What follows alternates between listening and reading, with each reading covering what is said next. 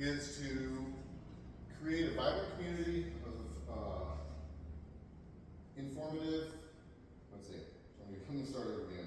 Create a vibrant, supportive, and highly informative community for anyone involved in real estate, whether you're a seasoned investor, a wannabe investor, a fix and flipper, a dedicated agent, or just someone curious about possibilities in this incredible industry.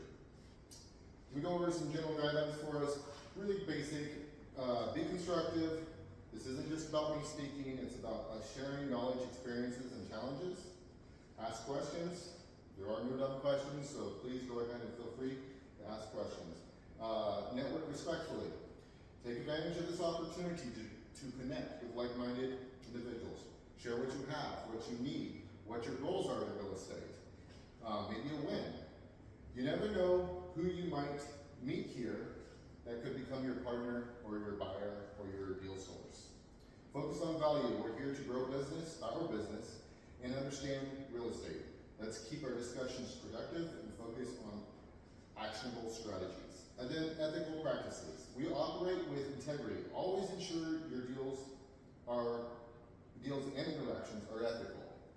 Trust but verify is a common motto that I like to use, because a lot of times you can hear something, you can trust somebody, but we also need to back that up. So you are responsible for doing your own research, making sure this is a good partner.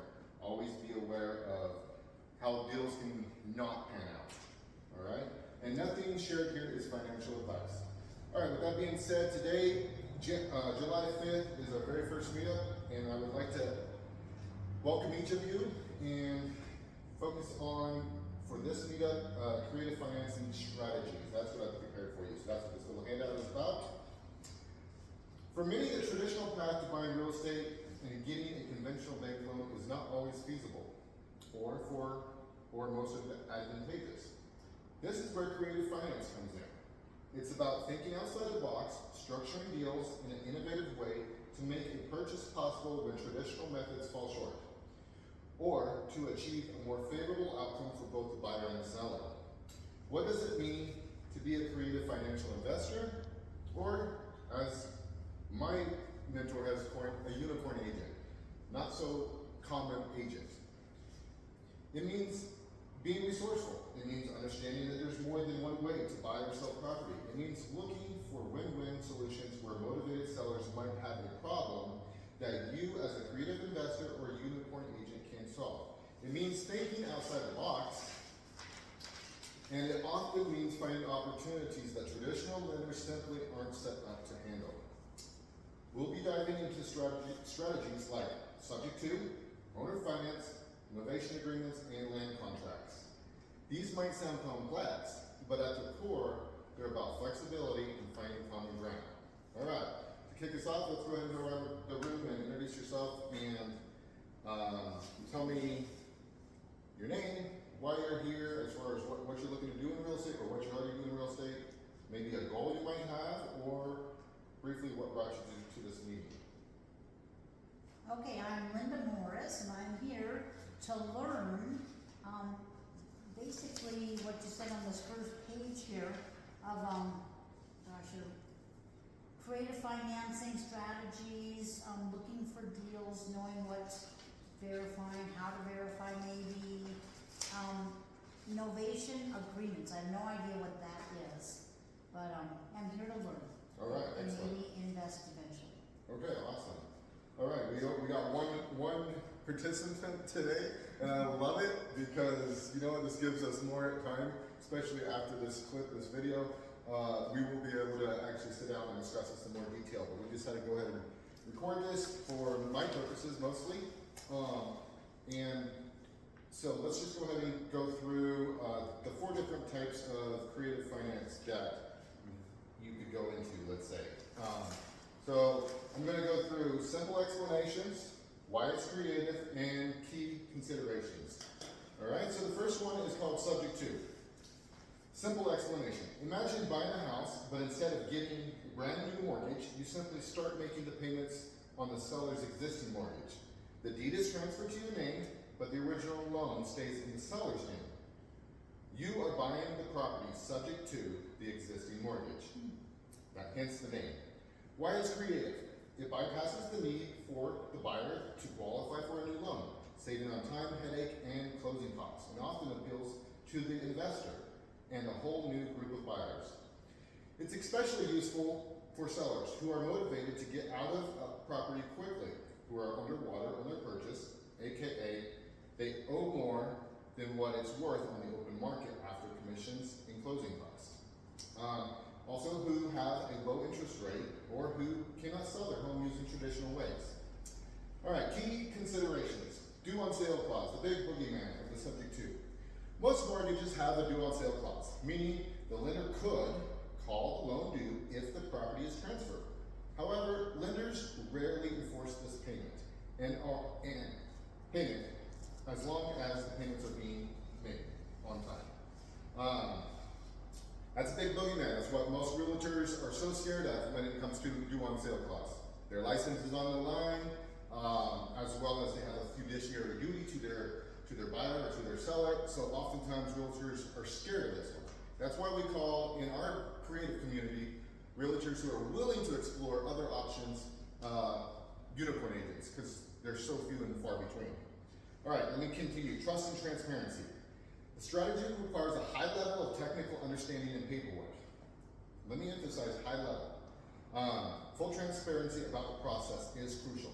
Now, is this illegal? Absolutely not. It is not illegal, even though maybe your broker or your realtor or a friend that's a financial advisor, or maybe he works down at a lending office, he might say it's illegal. It is not. These kinds of transactions happen regularly, and within our community, we close 10 to 12 of these every single week. The benefits. For the seller benefits from getting what they're asking. Okay, so they have a price they would like to get. They can get that price as long as they keep that mortgage in place. All right? Quick sale, avoiding foreclosure. Some people, if they can't make that payment and they're behind on their payment, they could get foreclosed on. This could solve that problem. And then it also protects their credit. Their credit will be destroyed if they cannot get rid of that home. Or getting out from a burdensome property. Okay, what are the benefits to the buyer?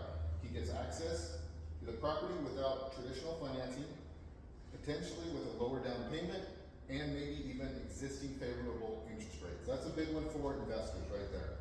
Okay, let's say right now, somebody has a subject to home, they can't sell it on the regular market. When they bought it, they got a 2.8% interest note. And today, if you're going to, as an investor, go get a new mortgage, it will cost you 7.5% to maybe 8% today. There's a huge benefit right there, right? So, any questions on the subject two?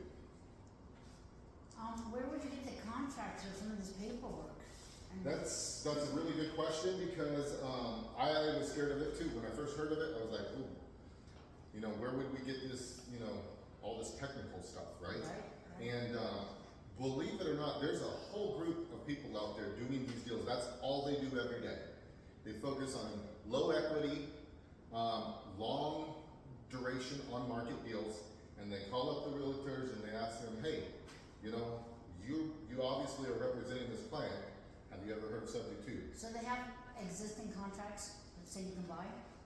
And Yeah, just fill in the blanks, basically? Yes, absolutely. Like, I have one right now that I have locked up.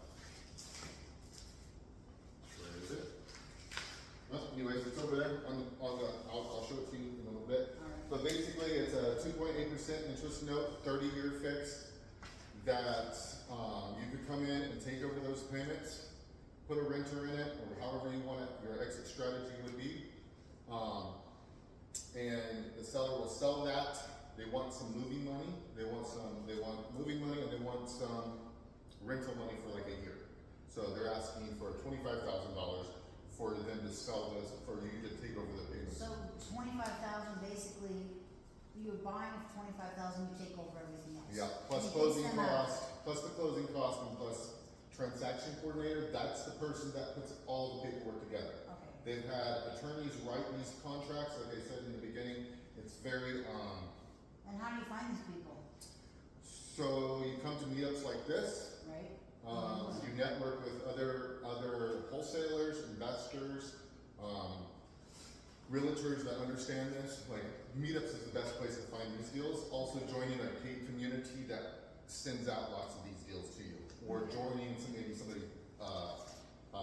buyer's list. If you sign up on the buyer's list, then you say, hey, I'm looking for subject to this, market, and I want to come to the table with less than $30,000 all in, and I want it to be turnkey, meaning I don't want to have to fix up anything. I want to just put a renter in there, and I want to start to make those payments and get the spread.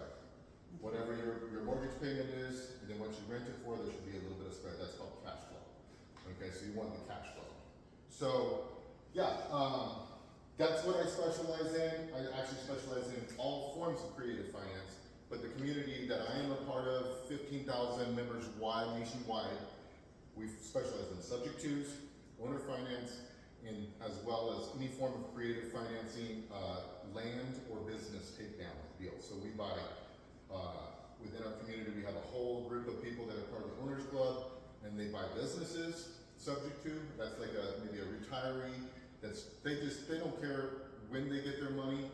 Maybe 3-5 years down the road, they're just done running the business. Oh, okay. So then a new investor can come in, buy that business creatively, owner finance, and then they come in and they expedite the process. They add new technology to the business. It's a car wash or a laundromat or a mobile home park or a RV park. They force, appreciation and more cash flow, because the old retiree, they're just, they have an old computer or typewriter versus all this AI technology, right? So that's what we do nationwide. There's 15,000 of us in the Subject to community.